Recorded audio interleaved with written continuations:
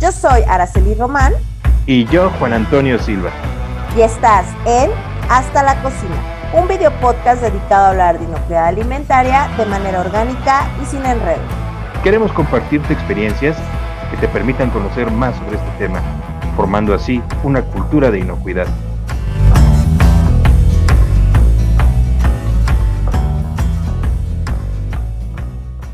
Hola, muy buenas noches, bienvenidos a la sesión del día de hoy, Hasta la Cocina. Y bueno, como saben, soy Araceli Román y Antonio Silva. ¿Cómo estás, Juanito? Hola. Buenas noches. Buenas noches, Sara, ¿cómo estás tú? Perfecto, excelente, diría yo. Ya con frío, fíjate que ya está haciendo frío, pero bueno, Pues ni sí, modo, mira, llegó el invierno. yo hasta me abrigué. Que ya, mira, ya estoy hecho bolita, pero aparte me abrigué, porque sí, ya está haciendo frío, ya está bajando la temperatura. Ya empezó ahora sí el frío fuerte. Oye, ¿te Así parece que platiquemos el día de hoy justamente de la relevancia de la inocuidad? Es nuestro primer episodio, entonces veo importante pues que recapitulemos un poco. Sabemos que mucha gente de la que nos puede escuchar, nos puede seguir, está inmersa en este medio, pero creo que a veces es importante recapitular. Entonces, ¿cómo ves? Hice aquí un listado de pequeños temas que podríamos tocar porque también hay que considerar que este tema es muy grandísimo. amplio, sí, Podríamos divagar en muchos puntos, entonces exacto. preferí hacer por ahí una pequeña lista. De primera instancia, y creo que también es el tema con el que inicia siempre los cursos, yo creo, tus cursos de manejo higiénico de alimentos, que tiene que ver con concientizar a la gente de por qué Es manejar de manera importante. correcta los alimentos para obtener alimentos inocuos, ¿no? Y entonces creo que siempre nos vamos a las estadísticas que existen en cuanto al impacto que hay en la salud y en cuanto al impacto que está, obviamente, en términos económicos para la industria. Me ¿Tú qué parece muy opinas? bien, me parece muy bien. Sin embargo, antes de pasar a las estadísticas, yo creo que es importante primero resaltar la importancia. Y esa importancia radica en el hecho de que la inocuidad es una característica que debe mantenerse en el alimento y que curiosamente puede eliminarse con un pequeño detalle, un pequeño error. Y Claro. la inocuidad, a pesar de que es algo que no podemos percibir cuando se alcanza, sí es importante mantenerla porque va en favor de nuestra salud, en función de nosotros como consumidores o comensales. La inocuidad es importante porque nos ayuda a asegurar que ingerimos alimentos que son aptos y que no nos van a causar daño. Ahora, antes de seguir avanzando, hay otra cosa que debemos aclarar. Cuando uno toca este tema, a veces se ve un poquito confundido con la definición que a veces llegamos a encontrar en inglés, que es el food safety, porque aquí ya nos habla de seguridad de los alimentos o seguridad alimentaria. Y no es lo mismo, no sé si estés de acuerdo conmigo. Sí, claro. Y fíjate que existe, creo que el problema por el tema del idioma más que otra cosa, porque en Exacto. inglés sí se maneja como food safety y se entiende que eso es inocuidad alimentaria, pero ya en español no. En No. español ya se refiere más a que la seguridad está en términos de que haya alimentos para todos, ¿no? Que haya suficiente abasto de alimentos para la población mundial. Y de hecho, cuando uno consulta la información de la Organización Mundial de la Salud, va a encontrar la definición de seguridad alimentaria y que esto, de alguna manera, supongo, en muchos países como en México, se toma casi textual. Y la seguridad, aunque ahorita no lo tengo muy presente el concepto, nos va a hacer referencia a que los alimentos no solo deben de ser inocuos, sino que deben de ser accesibles, estar disponibles, deben Exactamente. también de proveer de un valor nutrimental adecuado y ya por último deben de ser inocuos. Entonces, sí es importante mencionarlo porque cuando hablamos de seguridad alimentaria hablamos de un concepto muchísimo más amplio que Claro. incluso va a abarcar temas que no competen aquí. Nosotros únicamente nos quedamos con la parte de inocuidad. Exactamente. Acotamos a inocuidad, que también es otro universo. O sea, no por acotarlo Ajá, quiere decir que es algo que pequeño, queda sino es un chiquito, tema enorme. enorme. Es correcto. Muy bien. Exactamente. Y entonces te comentaba, siempre creo que partimos del tema de estadísticas, el impacto que tiene, por qué la relevancia, y justamente tiene que ver por la cantidad de muertes que provoca a nivel mundial Y otra, el tema del impacto económico a las empresas, a la industria, ¿no? Por las pérdidas que pueda llegar a haber por retiros de producto, por las disposiciones finales que se tiene que hacer con los alimentos que muchas veces no entran a reprocesos y que tienen que ir directamente a destrucción, pues yo creo que por las demandas que puedan llegar a tener o también el afectar la imagen, su marca, la imagen corporativa, que eso creo que tiene un impacto enorme en los mercados al día de hoy, porque pues hoy en día la comunicación es tan, o la información es tan accesible que puedes hacer viral un tema que obviamente es importante y es relevante, pero que se puede hacer viral y puedes aniquilar a una empresa, ¿no?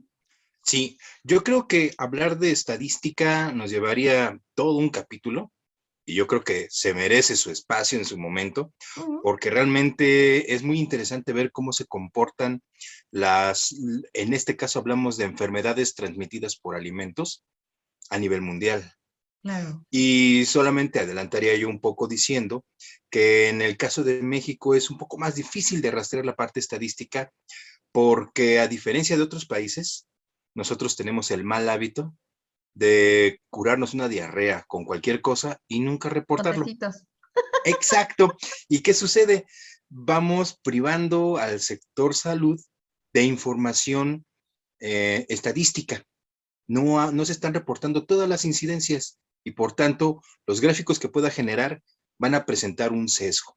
Pero ahí la dejo. Sin embargo, sí hay otros elementos estadísticos que nos pueden servir de base para revisar este tema, pero le daremos un momento. ¿Estás de acuerdo?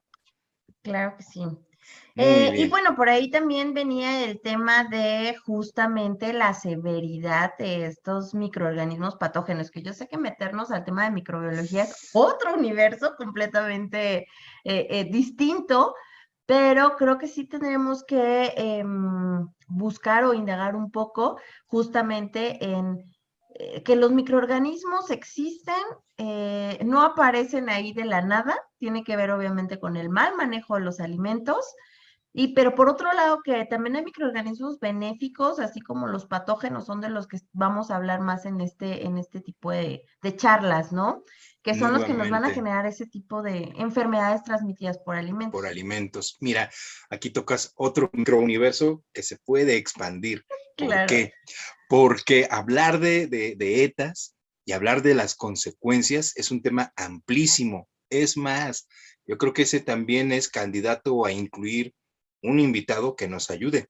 Y lo tendríamos que segmentar, porque podríamos hablar de enfermedades transmitidas por alimentos que pueden llegar a tener un bajo impacto o solamente unos días de asueto, pero su implicación dentro del sector laboral, como también aquellas que llegan a ser de carácter incapacitante, que la persona ya no puede volver a trabajar después de sufrir o de recuperarse de una de estas enfermedades, sin mencionar aquellas que pueden llegar a ser fatales, ¿no? Sí, exactamente. Pero también por otro lado vamos a ver otros fenómenos muy curiosos, como el hecho de que un individuo por alguna situación heterogénea tiene mermada su microbiota y que por ende permite que un organismo se aproveche de la situación, que sea un organismo oportunista el que nos genere la ETA. Entonces es hablar de muchísimos temas. Incluso lo podríamos empezar a segmentar partiendo de los tipos de organismos o microorganismos que pueden estar presentes en el alimento y nos pueden causar enfermedad, que siempre los vamos a agrupar igual, ¿no? Virus, hongos, bacterias, que es el tema fuerte, pero también parásitos. Y cómo Oye, en estos, dime. hablando de eso, justamente hoy en un grupo en el que estoy agregada, que ya sabes, los grupos de familia, pasaron una noticia, ya sabes, que llegó plátano de un país de África, no recuerdo cuál, y que tiene una bacteria y que esa bacteria está creando un gusano. Yo cuando leí la noticia dije, No. super fake, pero creo que esto lleva, porque en el grupo empezó obviamente el tema de, ay, ya no hay que consumir plátanos, mira, que no sabemos de dónde viene, y yo así como que, No, chicos, creo que se tienen que enterar más. Y ahí es donde te das cuenta que justamente, pues, obviamente la gente común, la gente a pie, la gente que no está inmersa en este mundo, pues no conoce muy bien estos temas y cualquier noticia que pueda darse en redes sociales la pueden hacer gigante, pueden generar pánico, pueden dejar de consumir algún producto en específico cuando en realidad es completamente falso y que cuando tú lo lees dices, esto ni siquiera pudiera suceder, o sea. Mira, es algo bueno y malo. ¿Por qué? Es bueno porque esto evidencia el hecho de que las personas ya son un poco más conscientes de que un alimento debe ser inocuo, que no debe causar daño al consumir. Y si tú quieres de una forma no suficientemente justificada o entendida, pero ya tienen la noción y buscan. Lo malo es que encuentran, pero lo primero que encuentran, pues son las famosas fake news, ¿no? En esta era de información, vivimos en un exceso de información y ese es el problema. Aquí lo que valdría la pena en otro momento es recomendar medios de comunicación formal, pero bien específicos, para que nuestros oyentes puedan documentarse y puedan en verdad saber y satisfacer sus dudas, porque hay mucho mito, hay interés, pero hay mucho mito, hay muchas dudas y hay mucho fake news y eso nos desvía muchísimo. Ya tenemos otro tema. Bueno, pero aquí el punto también está en que, por un lado, digo, bueno, la gente se deja llevar por esas noticias amarillistas, porque en realidad hasta había un video en el cual están sacando el gusanito del Ay, plato, y sí. dije, bueno, puede haber sido una larva, o sea, pero eso no es una bacteria, ni mucho menos. Entonces, pero por otro lado, lo que me deja pensando es, la gente empieza a tener inquietudes acerca de estos temas. Al final, la gente está preocupándose por lo que consume. La gente está preocupándose por tener acceso a alimentos que no te vayan a causar algún tipo de enfermedad.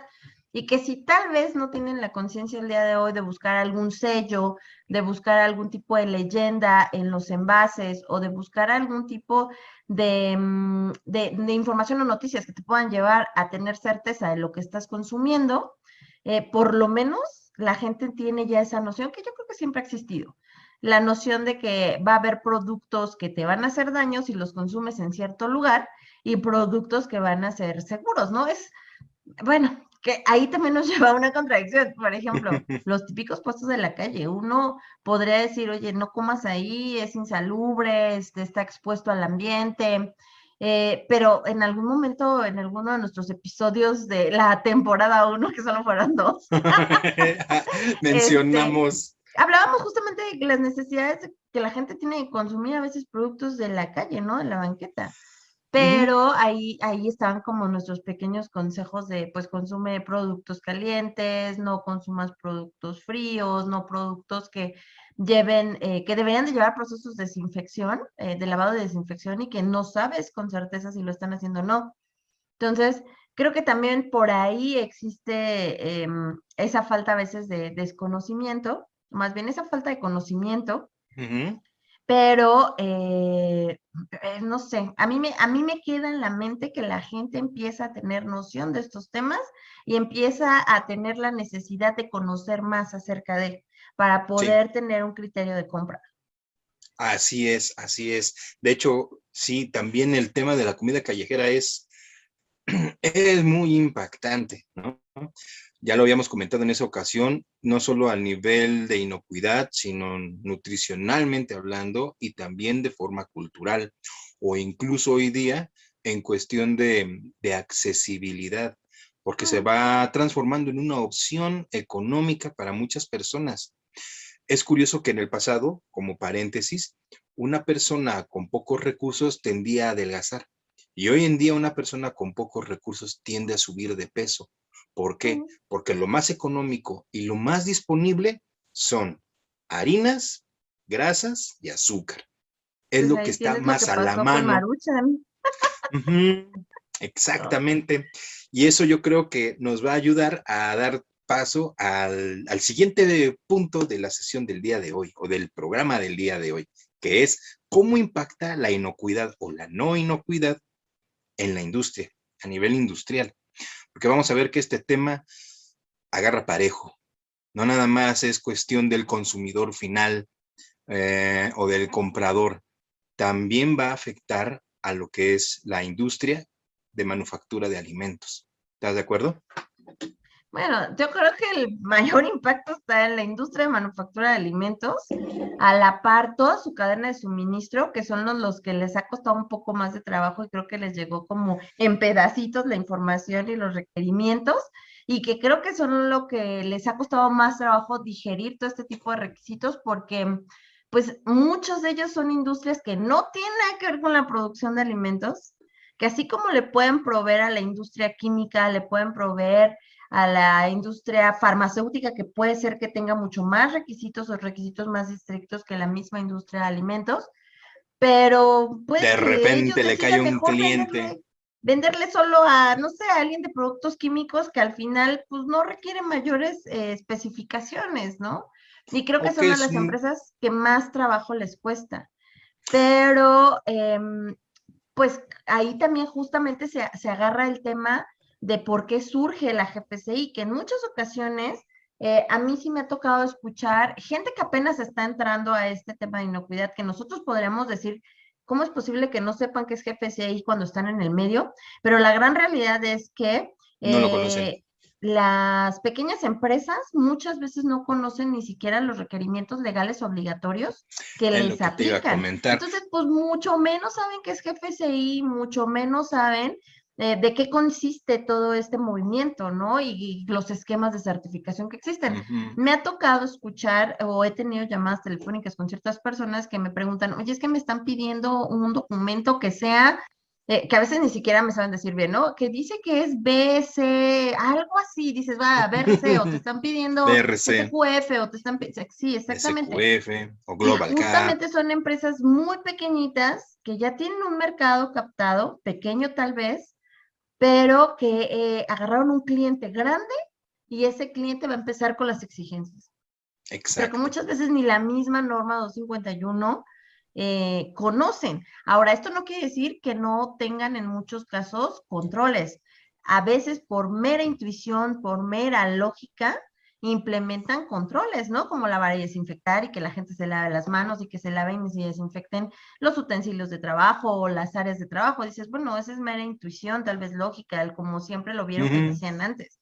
Pero hay otros requisitos que a veces son mucho más complejos y además de implementar, obviamente a veces de comprender, ¿no? Por quién maneja este tipo de industria, porque a veces son pymes, son empresas familiares, es la empresa de la que la abuelita inició y que siempre hizo, por ejemplo, jugos de naranja, pero ahora al nieto de, no sé, al nieto segundo, se le ocurrió Le envasarlo y tocó. vendérselo a alguien más, ¿no?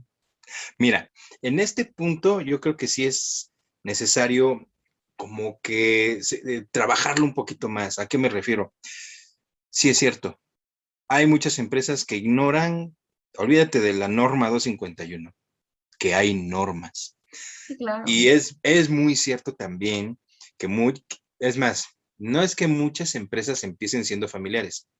Si lo pensamos un momento, todas empiezan siendo familiares en algún momento. Hasta las empresas más grandes hoy día que pueden controlar el mercado a nivel mundial empezaron siendo familiares. Claro. Pero pues ya tienen tal vez un siglo, entonces ya dejaron muy atrás ese tiempo. La realidad es que en nuestro país, como en cualquier otro, pues hay muchas pymes y esas pymes son familiares. Entonces, como bien comentas, ellos tienen un mercado local que les ha permitido desarrollarse y mantenerse.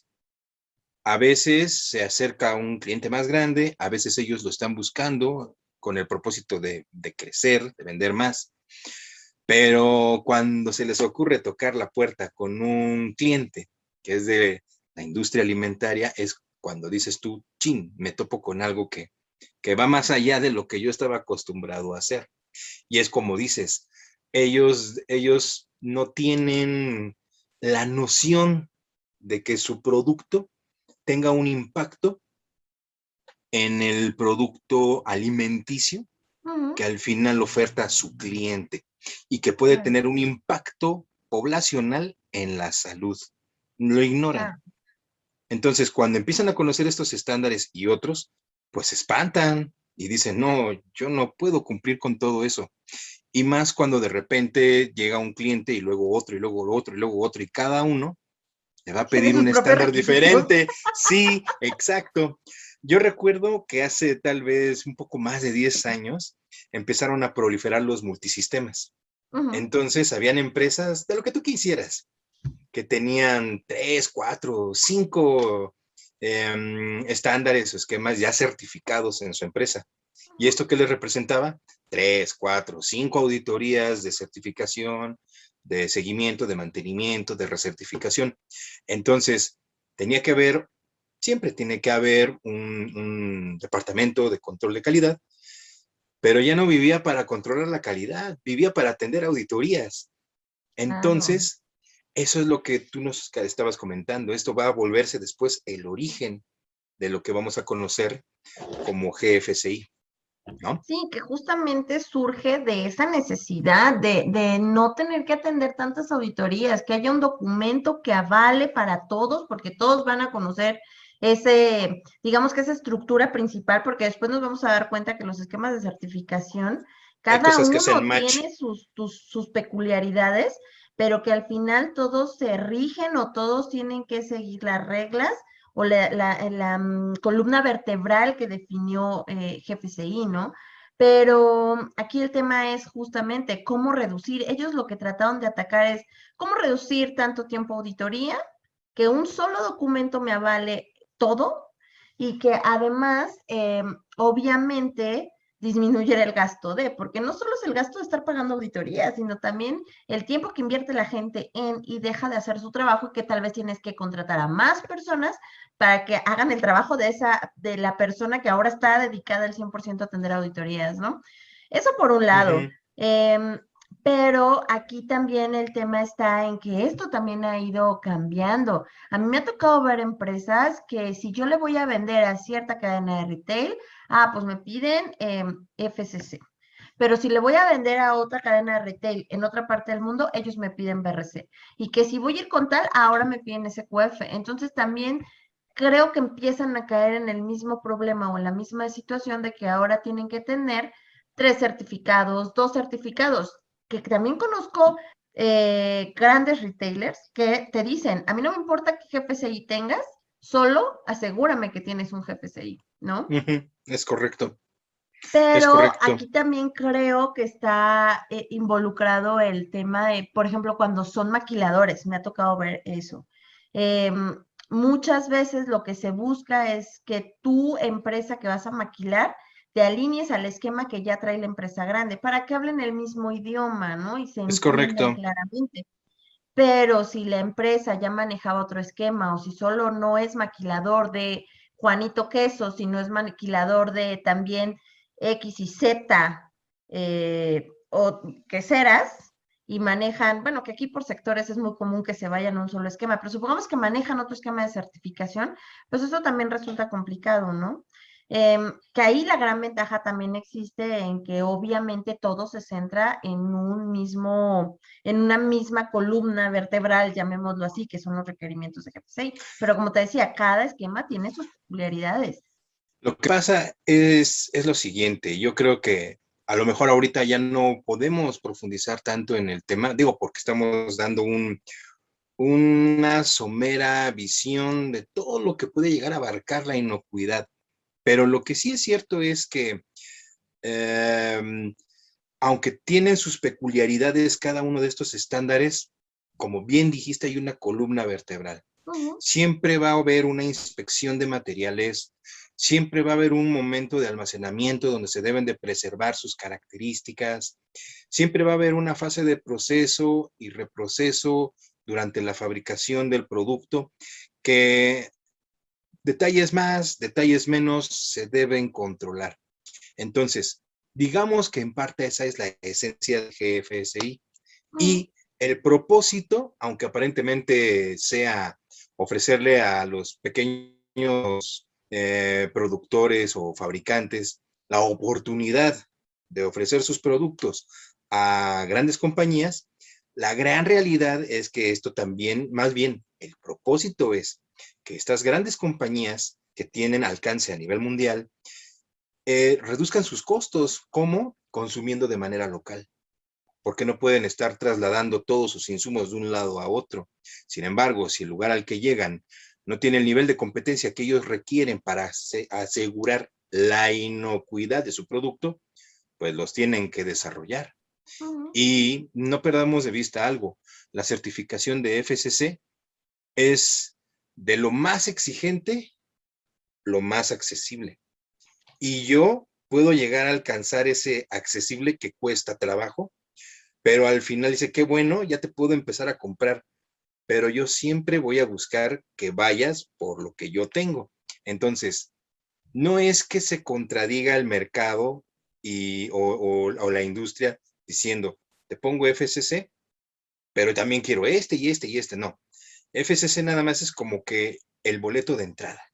Lo tienes, perfecto, podemos empezar a hacer negocios. Pero con el tiempo, sabes que ya no me basta, sí tienes que llegar a este nivel. Entonces, FSC sí va a estar por arriba de lo que me marcan mis estándares nacionales. Y lo tengo que alcanzar, pero ya que lo alcancé, si quiero seguir, mantenerme y crecer, ahora tengo que ir más allá del FSC. A lo mejor por eso se da que de repente te exigen otra vez los estándares específicos.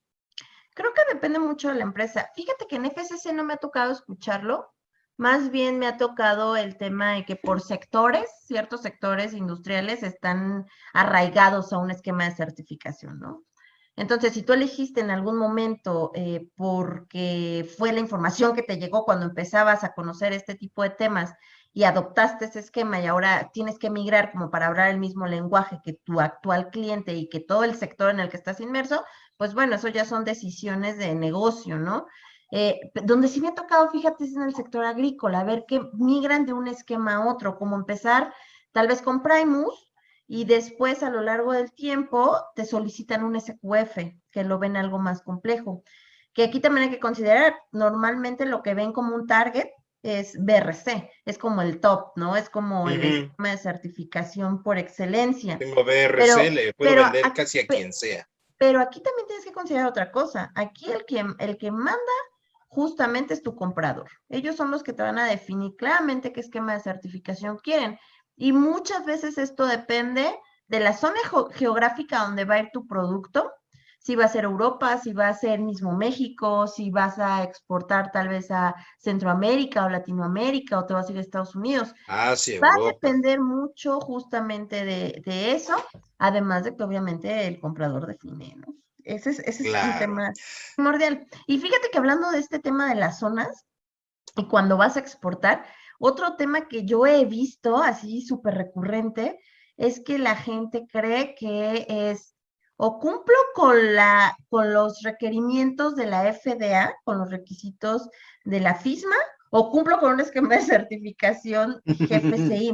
Y es cuando normalmente digo, no, es que al final nosotros debemos de cumplir los requerimientos legales aplicables del país a donde vayas y de donde procesas. Si estás en México, tienes que cumplir con los requerimientos de 251 y las normas aplicables. Eso no queda exento de si después tú quieres implementar un esquema de certificación. Digamos que los requerimientos legales están inmersos en los requisitos de los esquemas de certificación. Y es como dejar a la idea a la gente, no es uno u otro, o sea, no, uno está dentro del otro. Yo creo que ahí también es como que harina de otro costal. ¿A qué quiero llegar? Si de por sí hay empresas que empiezan a operar y en sin el permiso. camino sin permiso de funcionamiento. Ya ni lo digas, sí, sin permiso de funcionamiento. Si empiezan a operar y después en el camino descubren que existe una norma oficial mexicana que hay que cumplir, pero ¿sabes qué? luego llegamos al otro panorama y dices, no, tienes que cumplir con más. ¿Sabes? Creo que ahí beneficia mucho. Yo lo viví ahora que me mudé de estado. Yo no sé si aquí porque es más pequeño, porque es más fácil de controlar, porque la cantidad de población que existe no es igual a la que hay en Ciudad de México ni en Estado de México, no tiene nada que ver en dimensiones ni en población. Pero aquí yo veo que si vas a abrir un negocio es porque tienes un permiso de funcionamiento y te piden que tengas cierta capacitación y hay vigilancia por parte de la autoridad. Siento que eso es algo muy bueno y que justamente tiene bueno, me imagino que existe, no me imagino, existe en todos los estados de la República y en la Ciudad de México. Sí, Pero creo que sí, a veces la capacidad instalada, obviamente por la población que existe, por la cantidad de es que lo que empresas te que iba a hay, decir. pues no se da ni para la vigilancia, ni se da para justamente tener regulados y asegurarte que todos están dentro de un padrón que tiene un permiso de funcionamiento, ¿no? ¿Qué sucede? Que también es un problema multifactorial, porque hablaríamos de mil cosas: corrupción, urbanización, vaivenes económicos, políticos y sociales, y nos centraríamos en temas que ya se vuelven escabrosos para nosotros. Lo que es una realidad es que, bien que mal, en estos días, ya tenemos una presencia más fuerte del concepto inocuidad en diferentes sectores, tanto en el sector público como privado, entre el común de la población como dentro del sector laboral, industrial y empresarial. Digamos que, acotándolo un poquito, podemos hablar de que la inocuidad en el alimento es un concepto enorme que abarca muchísimos aspectos. Sin duda, el sector industrial es algo en el que nos podemos estar moviendo, así como en el de servicio, pero lo que es una realidad es que está presente en muchos otros aspectos, como la parte escolar, la parte hospitalaria.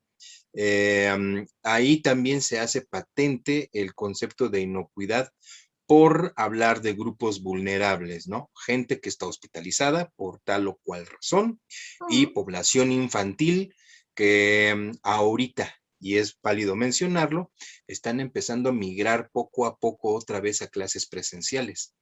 Y aunque no hay del todo un manejo higiénico del alimento bien estructurado en una escuela de nivel básico, se están pidiendo ciertos protocolos para el recreo, ¿no? Ya no hay cooperativa, no puedes llevar alimentos que tengan que sujetarse con la mano, tienes que llevar cubiertos desechables cada niño. Hay ciertas condiciones que obviamente se van estipulando desde la Secretaría de Educación Pública, pero que forma directa o indirecta se van a relacionar con la inocuidad del alimento. Nadie puede controlar, que ese es otro tema, cómo se prepara la comida en casa.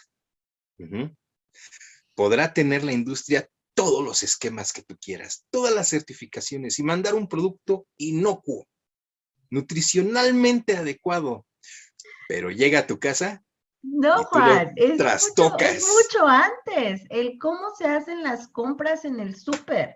Hay gente que empieza por la zona de congelados o la zona de alimentos y termina su recorrido en perfumería, donde está shampoo, jabón y demás.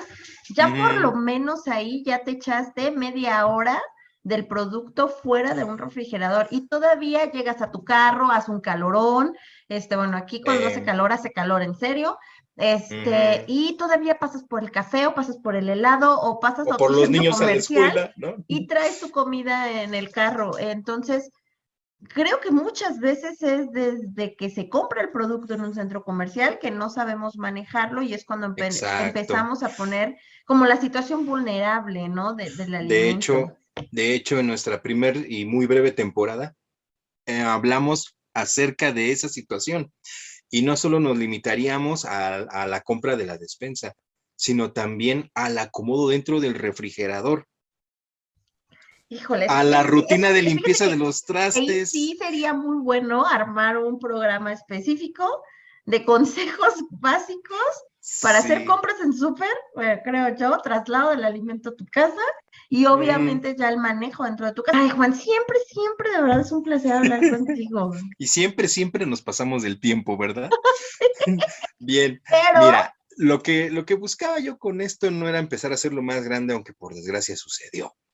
Lo que yo quería hacer era insistir en que el concepto de inocuidad se puede abordar desde cualquier perspectiva, desde nivel industrial, servicio médico y hasta en el hogar. ¿Por qué? Porque es una característica de los alimentos que se debe de procurar en todo momento y que para aquellos que les llegue a interesar este podcast, este medio de difusión, entiendan que no depende únicamente de la industria, del sector de servicio o de las cadenas de distribución, asegurar que el alimento es inocuo, sino que también la inocuidad literal está en nuestras manos.